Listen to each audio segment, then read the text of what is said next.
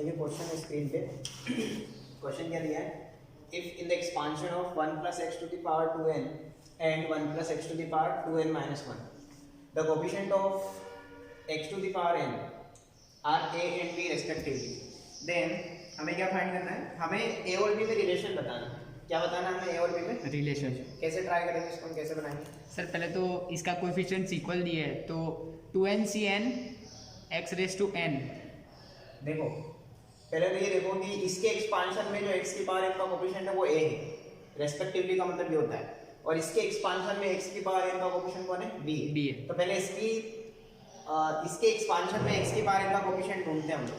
तो बताओ, अभी मैंने बताया था पिछले लेक्चर में कि 1 प्लस एक्स एक इम्पोर्टेंट एक्सपांशन है हमारे लिए, ठीक है ना। उसमें x की वही पावर आती है जो नीचे एनसीआर में r की जगह बैठता है, वही पावर में चढ़ेगा, ठीक है ना।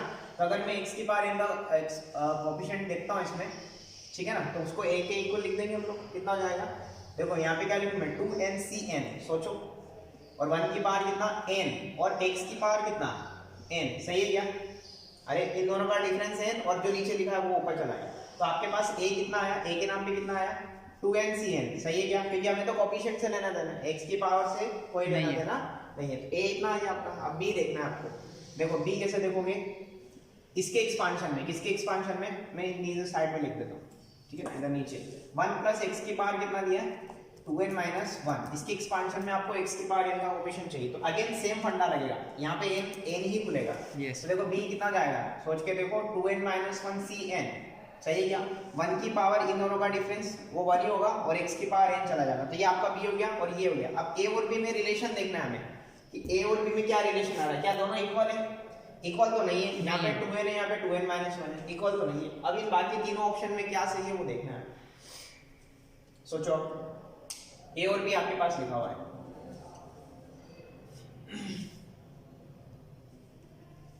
सर वो दांत उखाड़ो वाली प्रॉपर्टी, हाँ, किस में लगा दे उसको, ऊपर वाले में इसमें या इसमें? ऊपर वाले, इसमें लगा दो, लगा देंगे क्या? यस। लेकिन यहाँ इसके साथ n माइनस 1 हो जाएगा, यहाँ पे n माइनस 1 होगा, हाँ, तो उससे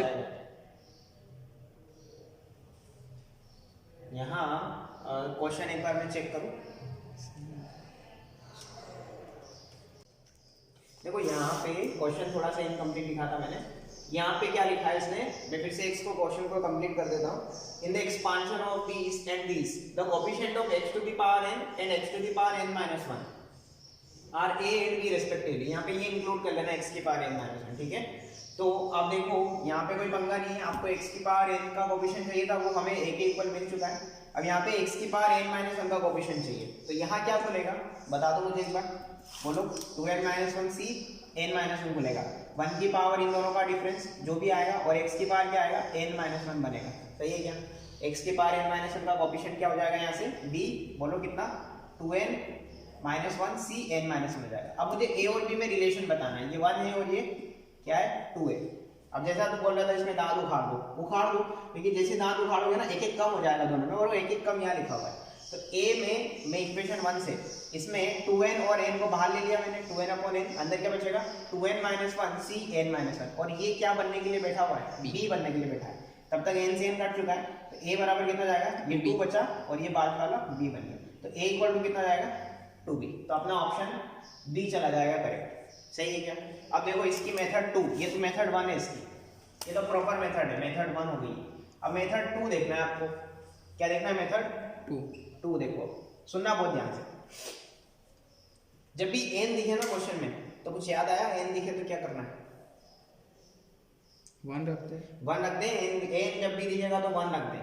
1 की बजाय मैं चाहता हूँ यहाँ पे हम लोग 2 रख दें, 2 रख सकते हैं क्या हम लोग, 2 भी रख सकते हैं, 1 रख के देख लेते हैं, चलो 1 रखते हैं, पुट n इक्वल टू 1, क्योंकि जब भी n दिखता है तो हम 1 रख के चेक करते हैं, सही है क्या?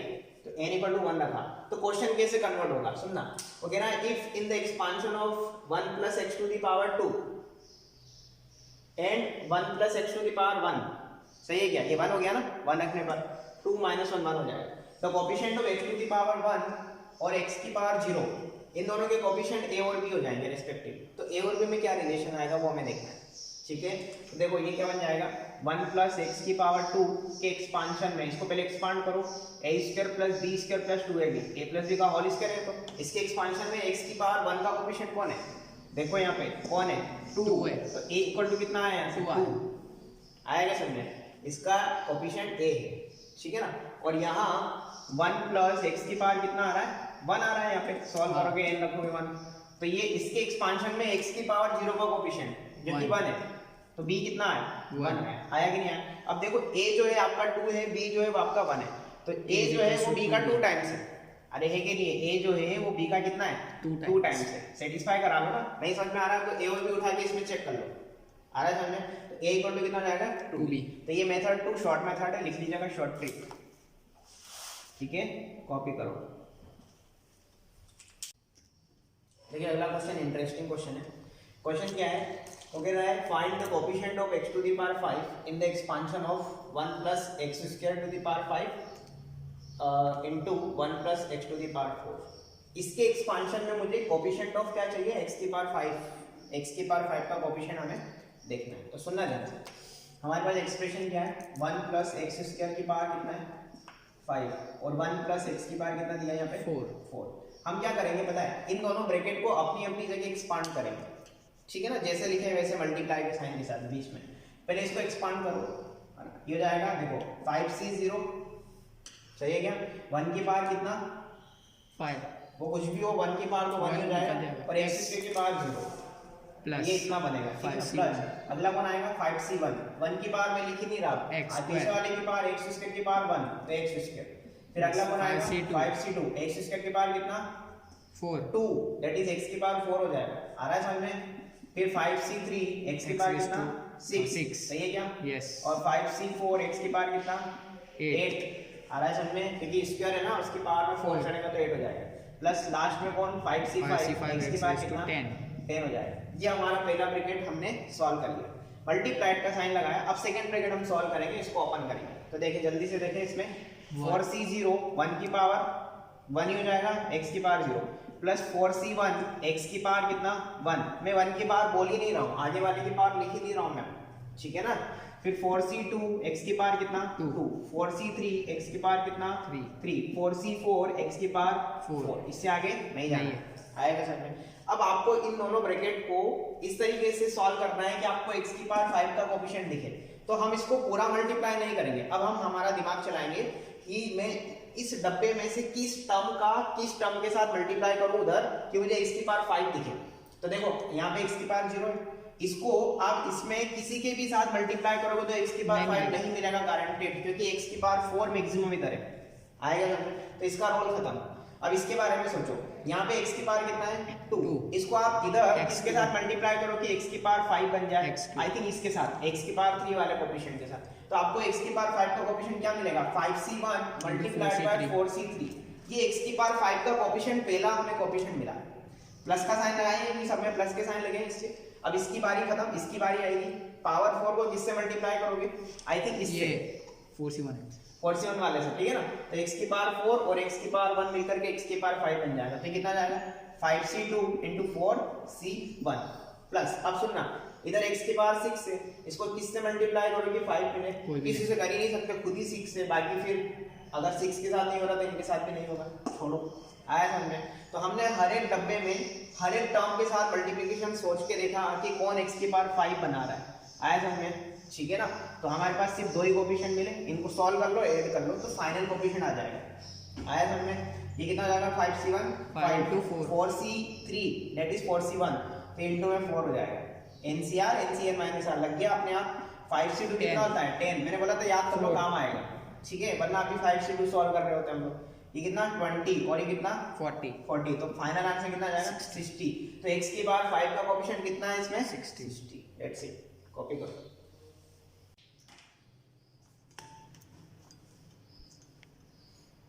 देखो अगले क्वेश्चन में उसने क्या बोला, find the coefficient of x to the power 7 in the expansion of this. अब यहाँ पे खास बात क्या है, इधर देखो, खास बात ये है कि 1 माइनस x की पावर 4 को एक्सपांड करने की जरूरत नहीं है, नहीं है, अरे इसको थोड़ी एक्सपांड करोगे, पावर 4 ऊपर नहीं है, x पर है सिर्फ, yes. तो ये तो अपनी जगह रहेगा, सिर्फ आपको एक एक्सपांशन करना है, करो जल्दी से, पिछले क्वेश्चन की तरह ही है, सॉल्व करो इसको।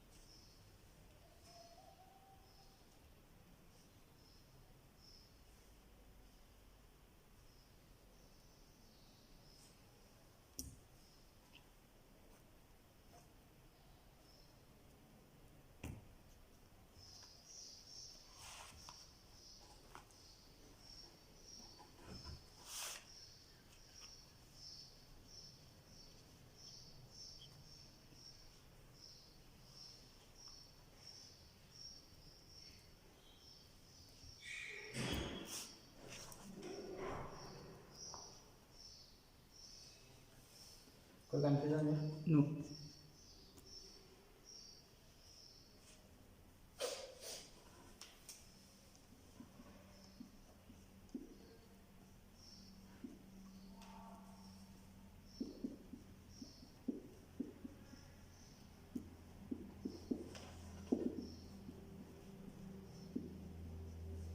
करे बात? यस। कोई डाउट आ रहा है क्या? 0 आ रहा है। 0 आ रहा है? देखते हैं। देखो 1 माइनस एक्स की पावर 4 एज इट इज रहेगा, और कोई बात नहीं, आगे बढ़ 0 नहीं आ रहा होगा, नहीं आ रहा है। ठीक है ना, कोई बात नहीं। देखो ये एज इट इज रहेगा, इसको ओपन कर दिया मैंने, ठीक है। अब 1 प्लस एक्स की पावर n का एक्सपांशन याद ही रख लो आप।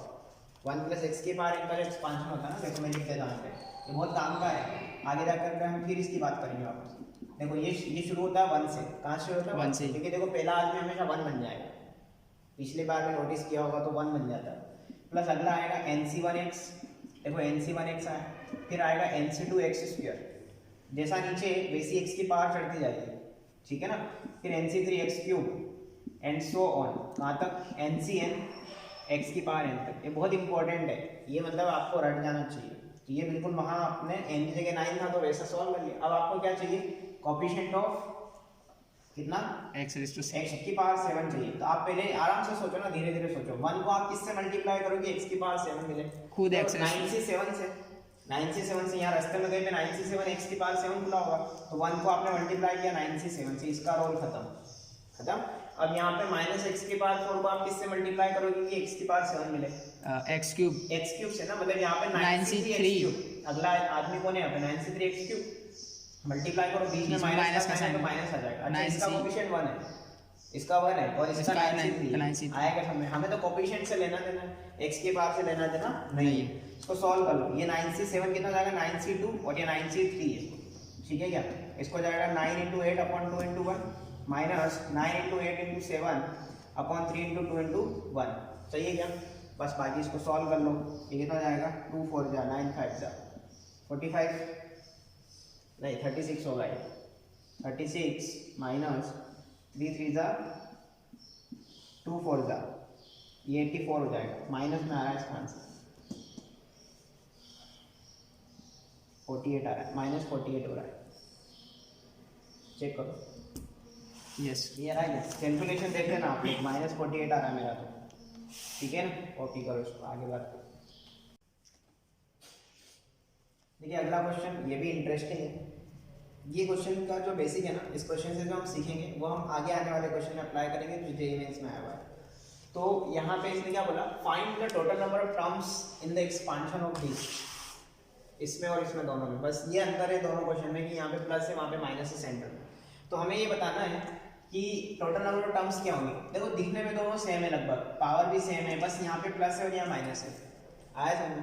तो अगर आप इसको ओपन करोगे, इसको ओपन करोगे तो टोटल टर्म्स कितनी खुलेंगी? 101 खुलेंगी ना।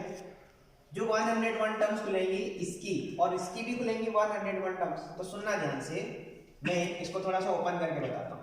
जैसे x + a की पावर 100 आप ओपन करते हो तो क्या खुलेगा? सबसे पहले 100c0, x की पावर कितना? 100, a की पावर 0, सही है क्या?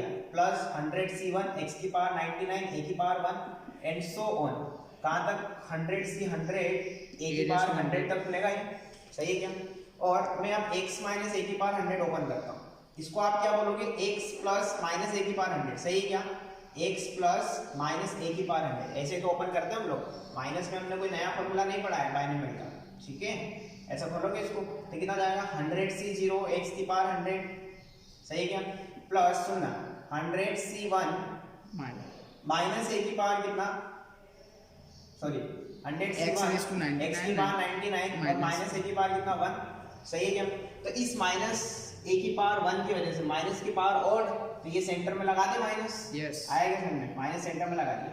फिर प्लस 100c2, x की पावर कितना? 98 और -a की पावर कितना? 2। अब माइनस की पावर तो इवन है, अगर इवन है तो प्लस का प्लस ही रहेगा, ये माइनस का प्लस हो जाएगा, सही है? यानी अल्टरनेट खुलते हैं साइन। मैंने आपको बताया था कि अगर यहाँ पे x - a की पावर n खोलोगे तो अल्टरनेट खुलेंगे साइन।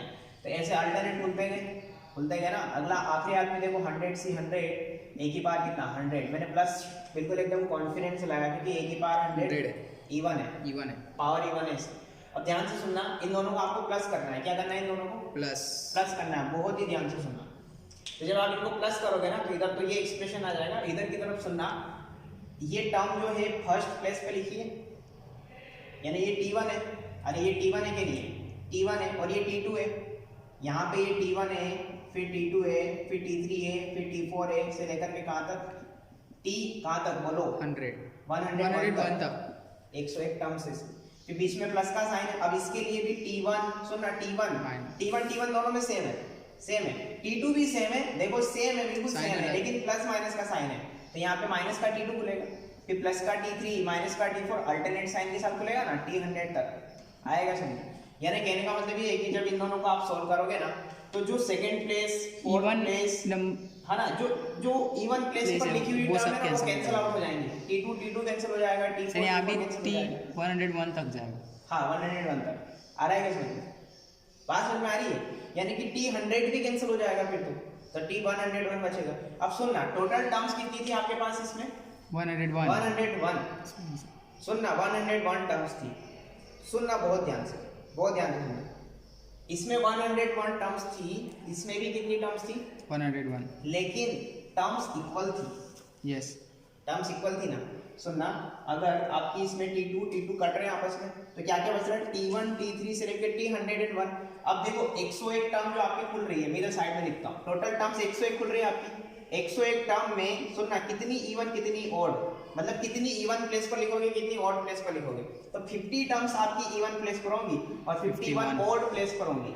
सोच के देखो आप, जैसे 1 से लेकर के 100 में 50 इवन होते हैं, 50 ऑड होते हैं, लेकिन जैसे 101 आएगा अगला आदमी तो वो ऑड वाला है ना, तो ऑड वाला एक ज्यादा हो गया, आएगा हमें, और इवन प्लेस वाले कट गए, इवन प्लेस वाले कट गए, तो बचे ऑड प्लेस वाले। तो टोटल टर्म कितनी हो जाएगी इसमें?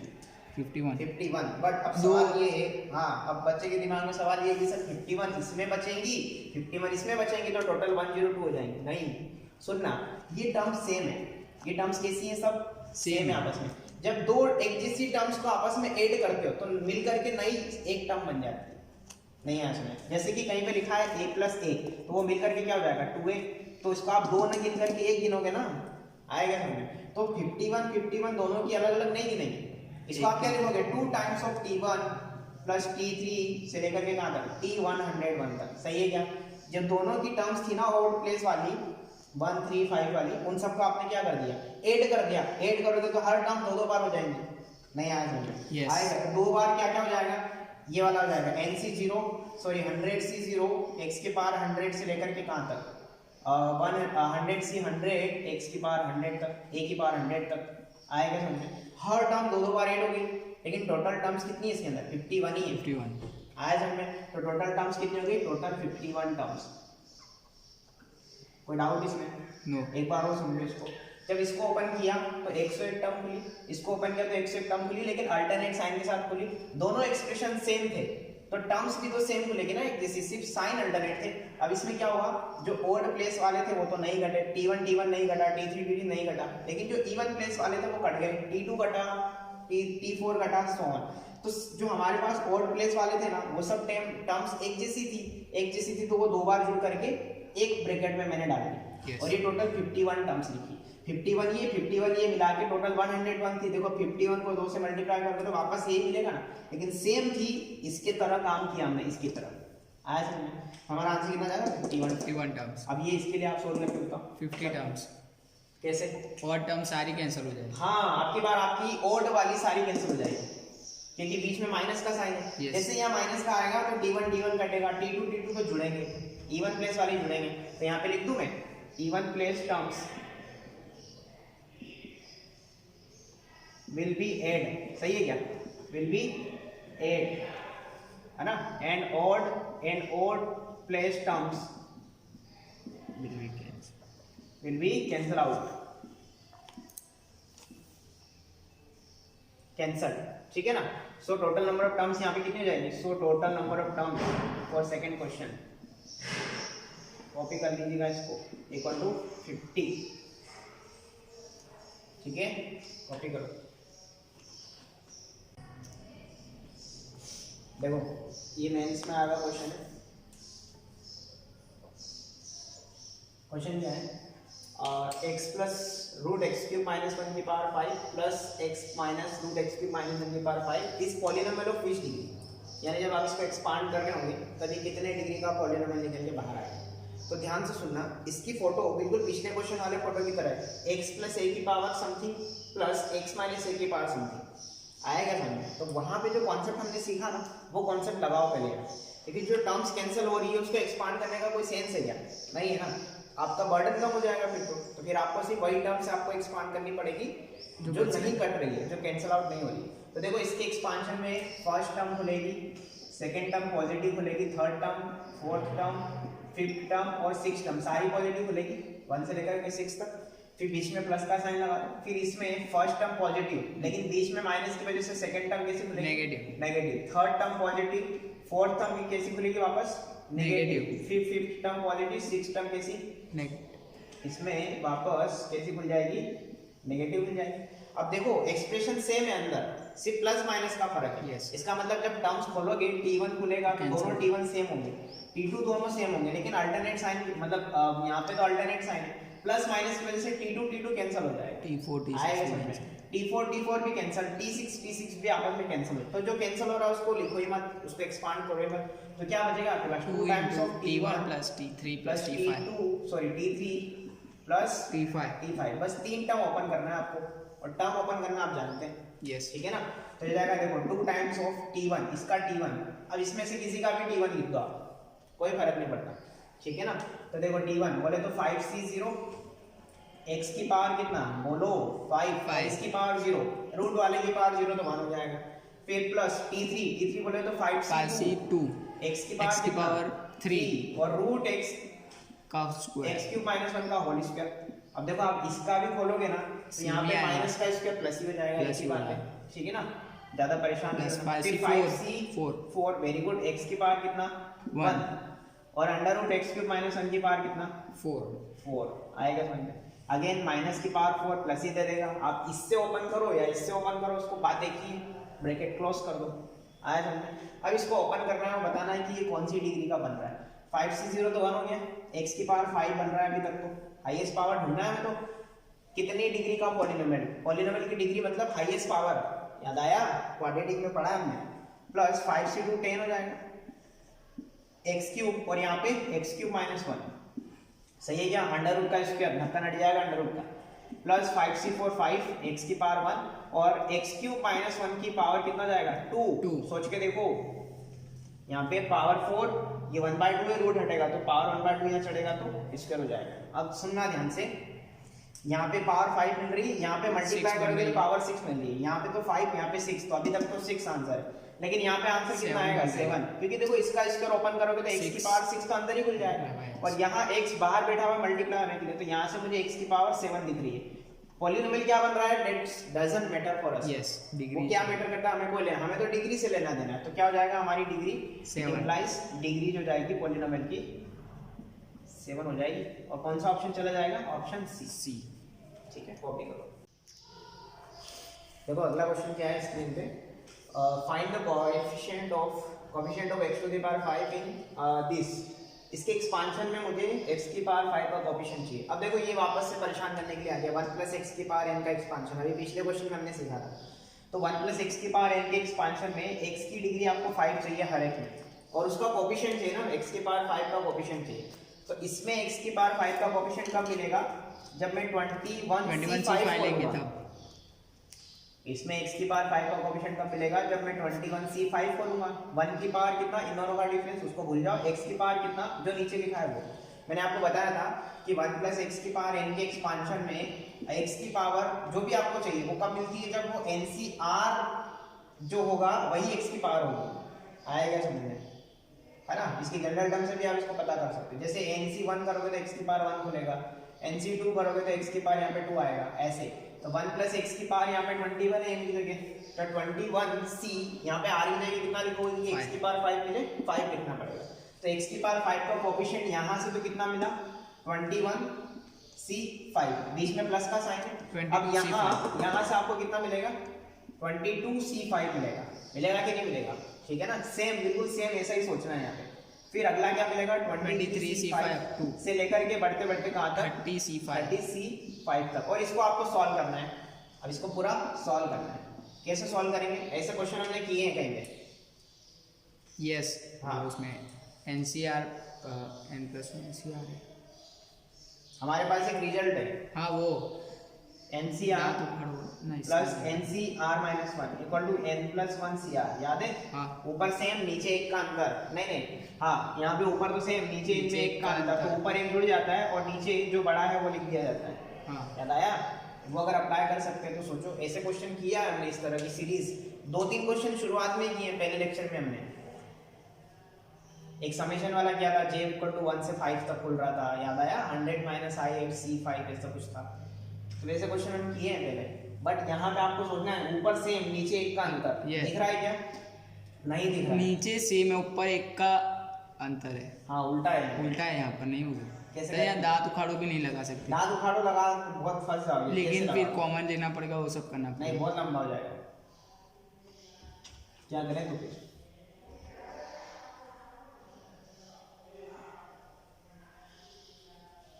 सर खोले एक आध को, कुछ मिलता हो। खोल देने से बहुत लंबा हो जाएगा।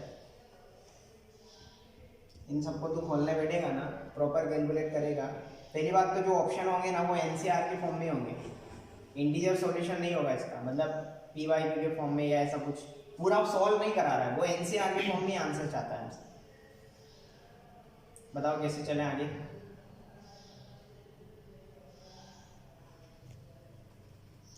देखो यहाँ पे हमें उस प्रॉपर्टी को लगाने के लिए कुछ चाहिए, किसी की जरूरत है ना हमको यहाँ पे, कि हम ऊपर सेम कंसीडर करें और नीचे एक का डिफरेंस, तो हम अपनी मर्जी से जोड़ और सब्ट्रैक्ट कर सकते हैं ना, ऐड कर दो सब्ट्रैक्ट कर दो।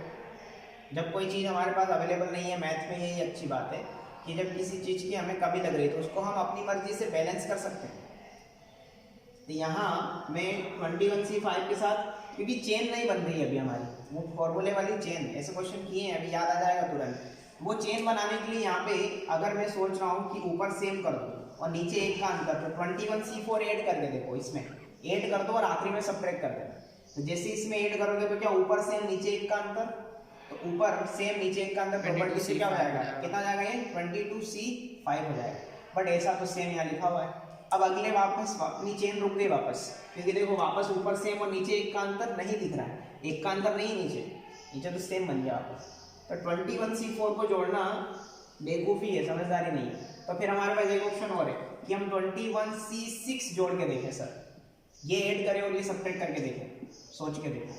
ये मैंने ऐड कर दिया, क्या चेन बन रही है? बन रही है, देख लो आराम से। ये मैंने ऐड किया वहाँ पे, तो मैंने वहाँ पे क्या कर दिया, सब्ट्रैक्ट भी कर दिया लास्ट में, सही है। देखो अब चेन देखो, ऊपर सेम नीचे एक का अंतर, तो ऊपर कितना जाएगा 22C, इन दोनों में जो बड़ा है, फिर इसकी इसके साथ चेन बनेगी, देखो 23C6,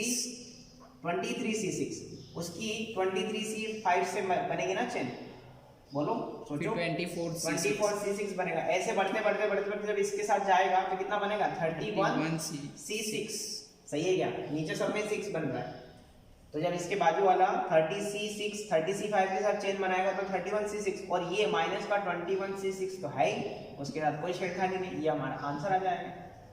नहीं आ जाएगा? आया?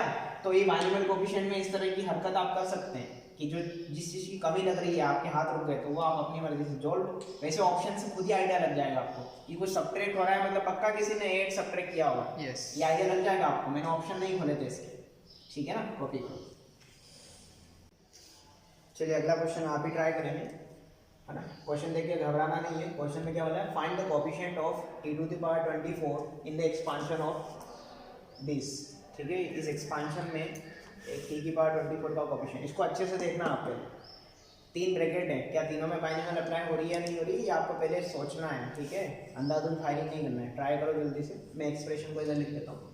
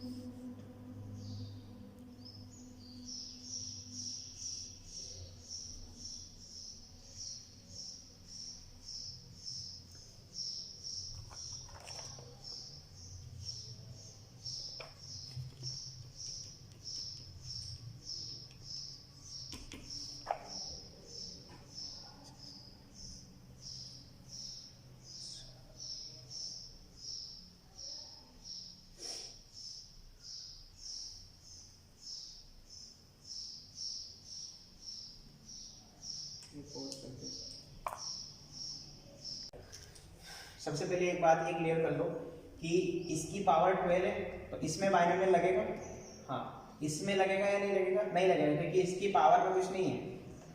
12 पावर इसकी टी की अकेले की है ना, पूरे की नहीं है। इसमें भी पूरे की पावर 24 नहीं है, अकेला है। इन दोनों में बाइनोमियल अप्लाई नहीं होगा, सिर्फ अकेला इसमें अप्लाई होगा। तो इसमें ही बीटी अप्लाई करना है आपको, ठीक है ना। तो बीटी अप्लाई कर देते हैं। ये 1 प्लस एक्स की पावर एन जैसा है ना, अब इस पर प्रैक्टिस होने लगी होगी, धीरे धीरे आए हो तो जाएगा 12c0 प्लस 12c1 टी की पावर कितना 2, सही है क्या? इसको 1 भी लिख सकते हो डायरेक्ट। 12c0 1 की पावर 12 और टी स्क्वायर की पावर 0, वो तो 1 बन जाएगा पूरा। लिख दूं मैं इसको 1? यस, ठीक है ना, 1 होगा। फिर 12c1 टी स्क्वायर, फिर 12c2 कितना आएगा टी की पावर 4, फिर 12c3 कहाँ तक टी की पावर 6 एंड सो ऑन। आखिरी हाथ में लिख दूं मैं 12c12 टी की पावर कितना 24। पूरा लिखने की जरूरत नहीं है। अब बाकी आपका कॉमन सेंस भी तो काम करेगा ना कि यहाँ से मैं कौन सी टर्म उठाऊं जो उसको मल्टीप्लाई हो। मल्टीप्लाई में कितना लिखा 1 प्लस टी की पावर 12 और t1 प्लस टी की पावर कितना 24। अब देखना यहाँ पे 3 ब्रैकेट एक साथ मल्टीप्लाई हो रहे हैं, 2 नहीं हो रहे, 3 एक साथ हो रहे हैं। तो सोचो इस 1 को आप किसके साथ मल्टीप्लाई करो उन दोनों ब्रैकेट में कि आपको t की पावर 24 का कोफिशिएंट मिले।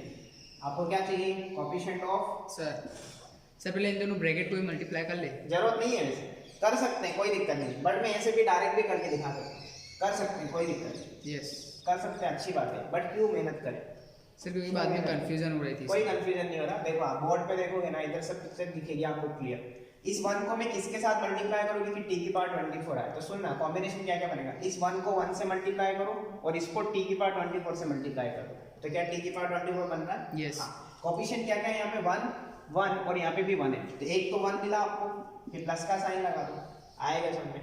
अब आपके पास एक कॉम्बिनेशन ये भी है कि सर मैं 1 को 1 के साथ नहीं, 1 को t की पावर 12 के साथ करूं और इसको इसके साथ करोगे तो t की पावर 24 से बहुत ज्यादा मिलेगा।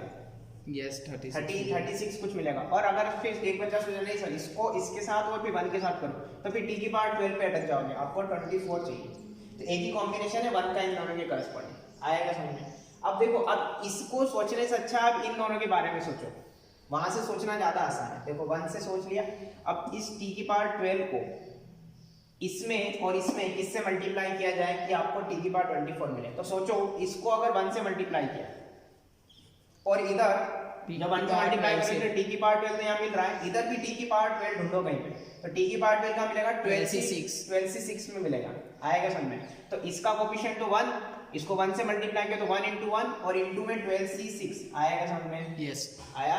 ऐसा सोचो, इधर से सोचोगे तो बहुत टाइम जाएगा, उल्टा सोचो। अब एक बच्चा बोलेगा सर इसको इसके साथ मल्टीप्लाई करो, तो वो तो हम करके देख चुके हैं पहले, बहुत बड़ा जा रहा है, ठीक है ना। तो इसका कॉम्बिनेशन खत्म। अच्छा इधर 1 इधर भी 1 से मल्टीप्लाई हो गया। अब इधर किसके साथ मल्टीप्लाई किया जाए कि t की पावर 24 आए, तो आई थिंक 12c12 के साथ सोच के देखो। अरे इसके साथ 1 को, इन दोनों 1 को इसके साथ मल्टीप्लाई करोगे तो t की पावर 24 दिखेगा। तो 12c12 और मिल रहा है आपको, इसके अलावा कोई कॉम्बिनेशन नहीं बन रहा है। बन रहा है क्या? नहीं बन। सोच के देख लो आराम से, ठीक है। देखो इसका इन दोनों के साथ हो चुका है, इसका 1 का भी इन दोनों के साथ हम सोच चुके हैं, और इधर बाकी के बचे हुए जितने भी है वो लोग किसी काम के नहीं। सोच के देख लो। जस्ट सपोज एक बच्चे के माइंड में आया सर t की पावर 246 सर t की पावर 10 का किसी के साथ देखते हैं। सपोज t की पावर 10 का इधर से t की पावर 10 लिया, इधर किसके साथ मल्टीप्लाई करो कि t की पावर 24 बने। कुछ नहीं है कॉम्बिनेशन आपके पास। जैसे कि 1 से किया तो t की पावर 10 ही रह जाएगा। अगर आपने t की पावर 10 को इसके साथ और इसके साथ किया तो क्या कोई कॉम्बिनेशन बन रहा है? 22 बन रहा है ना, 24 नहीं बन रहा है, 22 बन रहा है, क्योंकि 24 चाहिए। t की पावर 10 को इन दोनों के साथ करोगे तो बहुत बड़ा हो जाएगा पावर, ठीक है ना। तो यही कॉम्बिनेशन बन रहा है, इसको सॉल्व करो। तो 1 प्लस 12c6 को एज इट इज लिखा रहे हैं, तो ये कितना हो जाएगा NCN कितना होता है 1 NCN की फोटो है ना, तो फाइनल आंसर क्या जाएगा 12c6 प्लस 1 प्लस 1 2। तो ये आपका कोफिशिएंट हो जाएगा किसका t की पावर 24। अच्छे क्वेश्चंस में से एक माना जाएगा इसको, क्योंकि 3 ब्रैकेट होते हैं और एडवांस में इस तरह का एक क्वेश्चन आया हुआ है, ठीक है ना। वहाँ पे लेकिन सॉल्व करने की अप्रोच थोड़ी अलग है, वहाँ पे यहाँ पे पावर भी दे रखी है दोनों जगह, ठीक है। और एडवांस का क्वेश्चन है तो थोड़ा लेवल बढ़ाएगा। कॉपी करो, चलिए देखिए टाइटल लिखेंगे अगला। हेडिंग लिखो term independent of x, term independent of x।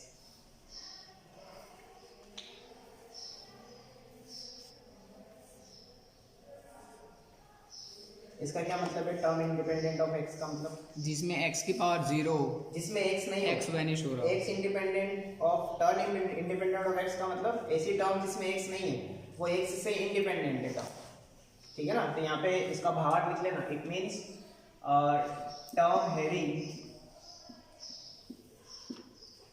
x to the power 0, ठीक है ना, x की पावर इसमें 0 हो। अब इसमें कोई थ्योरी नहीं है, सीधा सीधा क्वेश्चन है। लिखें question, find the coefficient of, लिखें ऐसे लिखेंगे, फाइंड कोएफिशिएंट नहीं, फाइंड टर्म विच आर, देखो which are independent of x in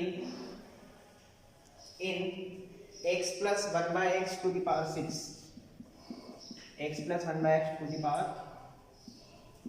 6, ठीक है। यानी कि आपको x plus 1 by x की पावर 6 के एक्सपांशन में x से इंडिपेंडेंट टर्म हमें बतानी है कि x से कौन सी टर्म इंडिपेंडेंट है, ठीक है ना। वो टर्म कौन सी होगी और वो टर्म का वैल्यू क्या होगा वो भी पूछ सकता है, वो कोएफिशिएंट भी पूछ सकता है, ठीक है ना। तो क्या आपको इसके एक्सपांशन में डायरेक्ट आइडिया लग जाएगा कि वो कौन सी टर्म है। अब ये तो यहाँ से जाने के दो रास्ते हैं आपके पास, कितने रास्ते, दो रास्ते। पहला रास्ता तो ये है कि सर मैं इसको पूरा एक्सपांड कर दूं, 7 टर्म खुलेगी, 7 टर्म खोलना ज़्यादा टफ नहीं है, मतलब खोल सकते हैं। तो कहीं ना कहीं रास्ते में खोलते वक्त कोई एक्स कट रहा होगा, अरे एक एक्स यहाँ पे न्यूमरेटर में, इसमें ये वाली टर्म में एक्स न्यूमरेटर में, ये वाली टर्म में एक्स डिनोमिनेटर में, तो हो सकता है डिग्री सेम बन के दोनों कट रहे हो, तो वो टर्म इंडिपेंडेंट ऑफ एक्स होगी ना। लेकिन अगर पावर बड़ी दे दी तो फिर मान लो 12-13 दे दी तो फिर क्या 15 टर्म खोलोगे अपनी कॉपी में, नहीं तो फिर कैसे जाओगे, मैनिपुलेट करके देखेंगे, नहीं, with the help of general term, कोई मैनिपुलेट नहीं करना है। हमें नहीं पता ना कौन सी टर्म इंडिपेंडेंट ऑफ एक्स है, तो हम मानेंगे कि let tr plus 1th term is independent of x. नहीं आया समझ में, हमें नहीं पता ना, तो हमने जनरल टर्म पढ़ी इसलिए कि वो जनरल टर्म जनरलाइज कर रही है हर चीज के लिए। तो हम लेट करते हैं, let tr plus 1th term is independent of x, इसमें कोई दिक्कत नो। तो आप जनरल टर्म का फॉर्मूला लिखो पहले, तो आपने tr plus 1 का फॉर्मूला लिखा, बोलो ncr, बोलो तो 6cr, आगे वाले x की पावर इन दोनों का डिफरेंस 6 माइनस r, और 1 बाय x की पावर कितना, बोलो कितना r। यहाँ से 6cr अपनी जगह पर, x की पावर टोटल कितनी हो गई 6 माइनस 2r, सोच के देखो, ये x की पावर r है नीचे, यहाँ पे ये ऊपर जाके घट जाएगी इसमें बेस से में, इसलिए अब आपको x से इंडिपेंडेंट टर्म बताना है, तो x को खत्म करना है, इसको 1 बनाना है, तो इसकी पावर 0 बना लो, आएगा समझ में। इसकी पावर को क्या कर दो 0 बना लो, इट इंप्लाइज 6 माइनस 2r, 0 किया तो r कितना आया 3 आया, और जैसे ही r 3 आया तो कौन सी टर्म x से इंडिपेंडेंट थी, थर्ड टर्म या फोर्थ टर्म, इसमें और इसमें लोचा हो जाएगा, नहीं तो टर्म ये दिखा रहा है, ये तो r की वैल्यू दिखा रहा है, आएगा समझ में। तो देखो कौन सी टर्म इंडिपेंडेंट ऑफ x है, तो hence fourth term t4 is independent of x, आया समझ में, यस, ठीक है, आसान है ना, ठीक है। अब इसी में सुनना ध्यान से, इस r को निकालने की एक मेथड और है मेरे पास, क्या है, एक मेथड और है, और वो शॉर्ट ट्रिक है, वही आपको उसी से जाना है, अगर मेंस में क्वेश्चन आ रहा है तो उसी से जाना है, ठीक है। इस डायरेक्ट r को निकालने का एक फॉर्मूला है मेरे पास, क्या है फॉर्मूला, तो यहाँ पे मैं लिख दूं एक ट्रिक है अपने पास, शॉर्ट ट्रिक, सुनना बहुत ध्यान से, समझना, उस ट्रिक को अप्लाई करना ज्यादा इंपॉर्टेंट है। अगर मान लो आपको x की power alpha plus minus 1/x की पावर बीटा की होल पावर n जैसी शक्ल दिख जाए, कैसी शक्ल दिख जाए, x की पावर अल्फा प्लस माइनस, बीच में प्लस हो या माइनस हो फर्क नहीं पड़ता, 1/x की पावर बीटा जैसी फोटो मिल जाए, ये बीटा यहाँ पे और उसकी पावर n है। इसके एक्सपांशन में कोई आपसे x की पावर m का कोएफिशिएंट या x की पावर m बोलता है कि फलाने के एक्सपांशन में x की पावर m, x की कोई भी पावर हो सकती है, जैसे यहाँ पे इंडिपेंडेंट ऑफ x में x की पावर 0 है, तो हमारे लिए आज के दिन m कितना है यहाँ पे 0 है, तो x की पावर m अगर जब कोई पूछे तब r निकालने का डायरेक्ट फॉर्मूला होता है, क्योंकि आर ही तो दिखा रहा है कि कौन सी टर्म x की पावर m बनेगी, तो 1c नहीं आया समझ, Yes. आर ही तो दिखा रहा है ना, आर निकाला, R अल्टीमेटली plus किया one. कि आर निकालो, तो इस आर को निकालने का एक फॉर्मूला है, आर बराबर फॉर्मूला होता है n alpha minus m upon alpha plus beta, ये आर को निकालने का डायरेक्ट फॉर्मूला है, इसको रट लेना, हो जाएगा यार।